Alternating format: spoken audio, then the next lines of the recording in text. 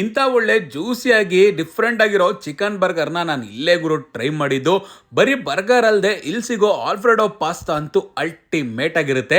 ಯಾವುದಪ್ಪ ಈ ಜಾಗ ಅಂತ ಕೇಳಿದ್ರೆ HR ಲೇಔಟ್ ಅಲ್ಲಿರೋ ಡೆಕ್ಸ್ಟರ್ಸ್ ಅನ್ನೋ ಈ ಜಾಗಕ್ಕೆ ರೀಸೆಂಟ್ ಆಗಿ ವಿಸಿಟ್ ಮಾಡಿದ್ದೆ.